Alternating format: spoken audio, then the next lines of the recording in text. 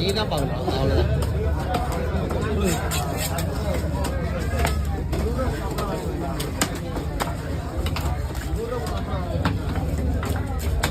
ஸ்லைஸாக போடலாம் அந்த மீனை குறைய ஆரம்பிச்சிடும்.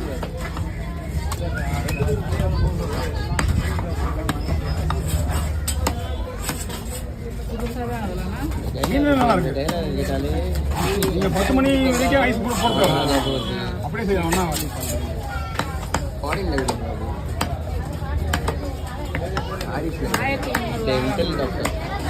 பெரிய மீன் மட்டும்தான் விலை. குடி மீன்லாம் நிறைய வந்துச்சு. விலை குறைவு. ஆனால் விலை தான். நாளைக்கு